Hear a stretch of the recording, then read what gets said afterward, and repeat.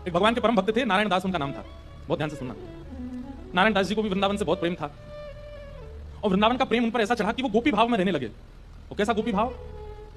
श्रृंगार कर लेते, बिंदी लगा लेते, मांग में सिंदूर भर लेते, बड़े बड़े केश कर लिए थे, पैरों में नूपुर पहनते, हाथों में चूड़ियां पहनते और लहंगा पहन करके और बढ़िया सुंदर श्रृंगार करके किसी के सामने नहीं जाते थे। अपने गोपाल जी उनको तैयार करके, उनका श्रृंगार करके, उनका भोग लगा उनके सामने नाचते थे अपने ठाकुर जी के आगे, और किसी को नहीं दिखाते थे, बस अपने ठाकुर जी को दर्शन कराते थे। नाचते थे, गाते थे, रिझाते थे और फिर नाचते नाचते फिर प्रसादी सिद्ध करते, प्रसादी सिद्ध करके फिर राजभोग करा देते, व्यारू करा देते, कलेऊ करा देते, ठाकुर जी के अष्टम लीला करते, अष्टयाम भोग धराते, लेकिन नृत्य और गायन ये दो सेवा नहीं छोड़ते थे। लेकिन धीरे धीरे वैष्णवों ने उनको देखना ढूंढना शुरू कर दिया, लोग उनकी कुटिया में जाने लगे, तो वैष्णवों को तो वो बैठने देते थे, बोले आप सब तो ठाकुर जी के समान हो, आपके सामने तो मैं नाच सकता हूं। नृत्य की ख्याति ऐसी हुई कि एक बार एक बहुत श्रेष्ठ नृत्य करने वाला व्यक्ति आया और उसको किसी ने कहा कि भाई हमारे यहाँ एक साधु हैं, वो किसी के आगे नृत्य नहीं करते, ठाकुर जी का एक बार उनके नृत्य देख लो आप। तो बहुत बड़े नृत्य करने वाले ने जब उनका नृत्य देखा तो वो बोला कि महाराज मैं बड़े बड़े दरबारों में जाकर के नृत्य करता हूं, ऐसा नृत्य मैंने आज तक नहीं देखा। सब लोगों ने कहा बोले भैया ये ठाकुर जी के लिए नृत्य करते हैं। लेकिन उस नृत्य करने वाले ने किसी बादशाह को खबर करा दी कि वृंदावन में एक महात्मा है, बोले वो गोपी बनकर के अपने ठाकुर जी के आगे नृत्य करते हैं और गाते हुए नृत्य करते हैं, ऐसा नृत्य मैंने आज तक नहीं देखा। बादशाह के तो मन में आ गई कि मुझे उनका नृत्य देखना है, और प्राचीन काल के राजाओं के मन में आ जाए और वो ना मिले तो वो तो मारने तक आतुर हो जाते थे।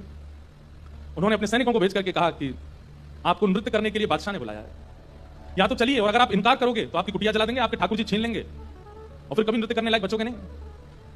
ऐसी स्थिति पड़ गई। रोने लगे अपने ठाकुर जी के आगे, बोले नाथ मेरा नृत्य किसी और को रिझाने के लिए नहीं है, कि मैं कैसी स्थिति में आपने डाल दिया हूं। अगर जाता हूं तो मेरा नृत्य, मैं नृत्य को प्रसाद के रूप में प्रस्तुत करता हूं, वो झूठा हो जाएगा। कोई और अगर उसका आस्वादन करेगा तो वो फिर उच्छिष्ट हो जाएगा, और उच्छिष्ट वस्तु आपको कैसे पधराऊंगा दोबारा। इतने में ठाकुर जी स्वप्न में प्रकट हो गए, और स्वप्न में प्रकट होकर के ठाकुर जी बोले तुमको वहां नृत्य करने में दिक्कत क्या है? बोले मैं आपके सामने नृत्य करता हूं बस।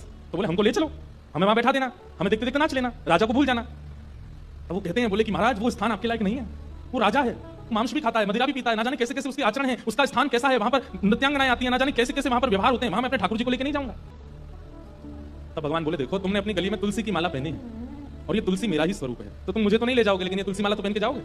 इनको तुम एक सिंहासन पर पधरा देना और इनको मेरा ही रूप मान करके, मुझे अनुभव करके, मेरा आभास करके तुम नृत्य कर देना, नृत्य भी हो जाएगा, मेरे सन्मुख भी हो जाएगा और तुम्हारी बात भी बनी रहेगी।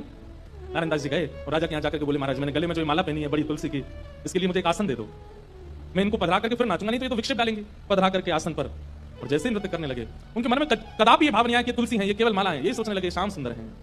श्याम सुंदर विचार करके जब घूमने लगे नृत्य करते करते, तो हर घूमने के बाद एक बार देखते, और जब द्रुत गति से घूमने लगे, चक्र लेने लगे, लेते लेते लेते उनको वहां तुलसी नहीं साक्षात सचल त्रिभंग लली श्याम सुंदर दिखने लगे। आज तक अपनी कुटिया में नृत्य किया था तो कभी ठाकुर जी ऐसे प्रत्यक्ष प्रकट नहीं हुए, लेकिन आज उस दरबार में ठाकुर जी प्रत्यक्ष प्रकट हो गए। क्यों? उनकी भावना से रीझ करके ठाकुर जी प्रकट हो गए, और जैसे ही ठाकुर जी प्रकट हुए तो चक्र लेते लेते लेते लेते लेते वहीं उन्होंने प्राण त्याग दिए और ठाकुर जी में विलीन हो गए।